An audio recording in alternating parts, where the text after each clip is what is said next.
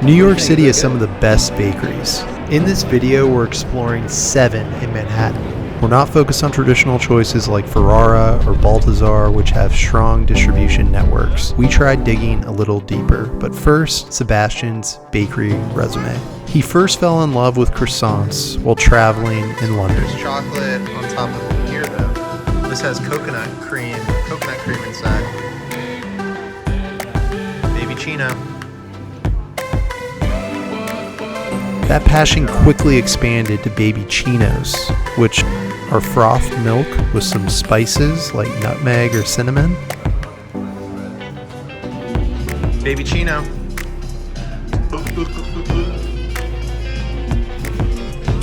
He carried those passions with him to Geneva. Full videos of our adventures in London and Geneva are linked in the episode description.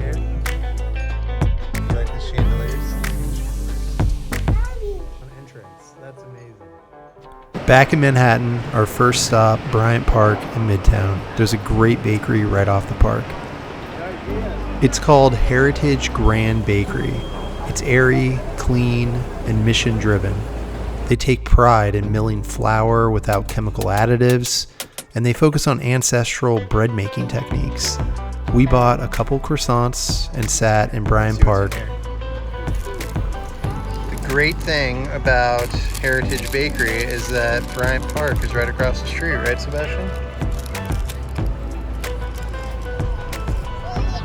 Pull it out. What do you got? What do you got? These croissants hit all 4 qualities of perfection. They were layered and puffy, crispy and crunchy, buttery and golden brown, flaky and crumbly. Good. It's pretty crusty exterior. See what Daddy got. The almond croissants. This almond croissant was the perfect combination of nutty and buttery flavors. Simply delicious. It had the perfect crunchy texture. It's pretty good. Can you give us your review, Sebastian? How do you like the croissant? Combined with the great interior of the shop and proximity to Bryant Park, perfect 10 out of 10 score. Next up, Pave in Little Brazil, a little-known block in Manhattan just up 5th Avenue from Bryant Park that runs from 5th to 6th Avenue. It was created by chef Zhang Hun Wan, who wanted to create a European-style cafe and bakery. During his tenure at Junsick, New York, he earned 2 Michelin stars. Now he's making fresh bread at Pave, so we had to try it. We'll be testing the croissants, but they had numerous savory and sweet bread options here too. Great lunch menu as well. I just absolutely love the open concept of this place on a warm fall day. Great seating. It felt like an authentic European cafe experience. The chocolate croissants we tried were very well executed. The chocolate was runny and gooey, melting further in our mouths. Nothing worse than biting into a piece of hard chocolate in an otherwise good croissant.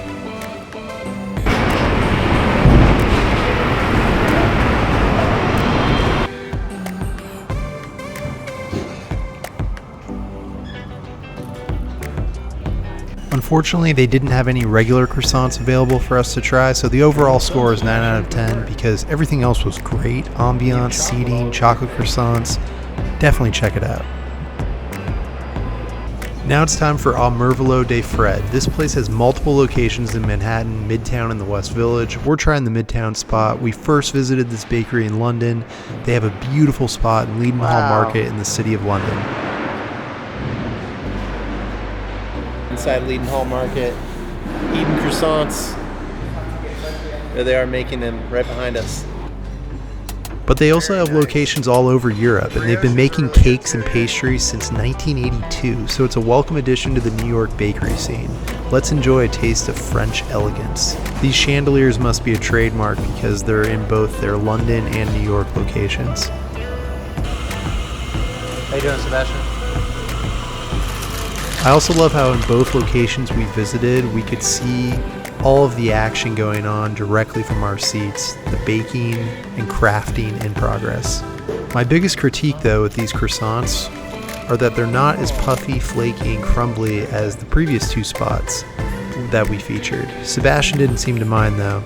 They are also oddly shaped, from my perspective at least, and not the same aesthetic perfection as we had at Heritage and Pave.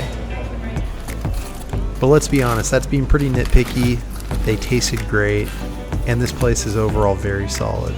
They have great seating upstairs, great lighting, good pastries, makes for a solid, enjoyable experience.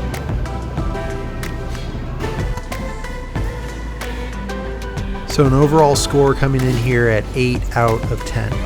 And now we need some exercise and something a little different. This place doesn't even have a website. There will be no croissants and no Sebastian either. He'll be back at the next bakery though, don't worry. One of my favorite parts of Manhattan is Chinatown, and the cool thing about Harpers Bread House here, which if you know, is that it's a Hong Kong style bakery that also sells onigiri in addition to cheap but delicious pastries. We're talking like $1 or $2 here for breads. You aren't going to find that anywhere else in Manhattan. I also love the hot and cold drinks. I had bubble tea here on this occasion. This shop is also known for its traditional Cantonese pastries like this egg tart presented with real Hong Kong flair, and you won't find lines like this at Mabu Hong Kong Cafe, which is nearby. The accommodations though, I'll be real, they aren't for everyone, and it's cash only, so come prepared. But if you want a real Chinatown experience in Manhattan, stop by. Solid value, 8 out of 10, and bonus points for its proximity to Columbus Park, where you can enjoy your treats.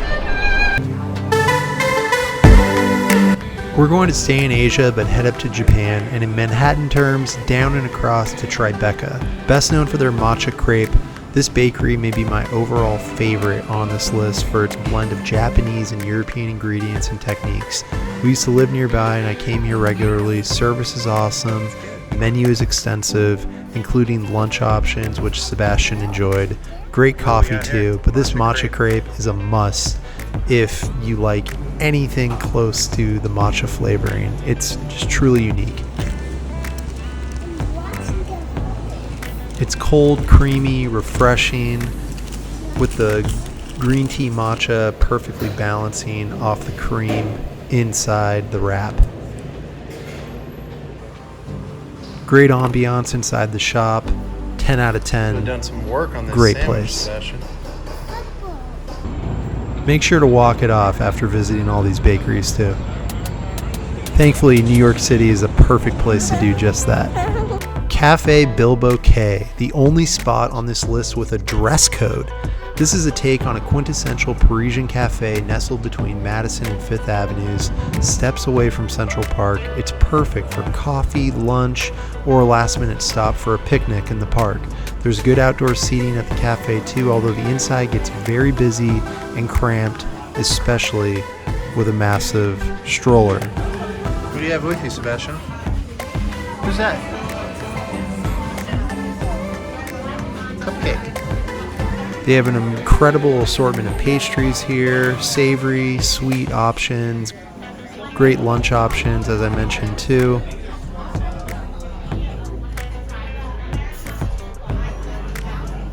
Not to mention all of the sweets your heart could desire. You look tired, Sebastian. You're not tired? We'll of course be testing out the croissants per usual, and Dad will also play Garbage Man. Oh, thank you.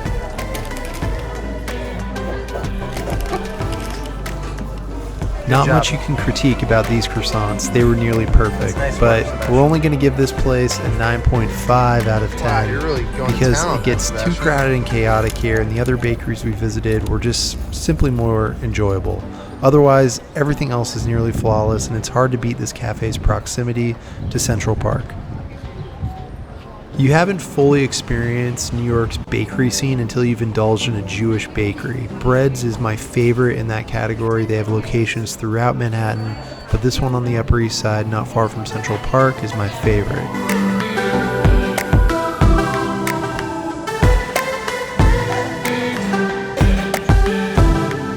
They're most famous for their chocolate babka, but we kept it traditional, going with the croissant, and it didn't disappoint.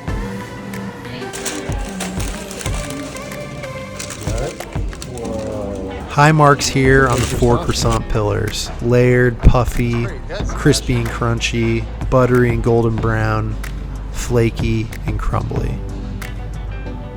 The space inside is great for sitting. They have a small outdoor seating area as well. Service could be a little friendlier though, so we'll have to dock half a percentage for a total of 9.5 out of 10. A must try. Thanks for watching, everyone. If you enjoyed, please like and subscribe, and we'll look forward to seeing you on the next one. You're silly. Did all that croissant just spike your blood sugar? Yeah.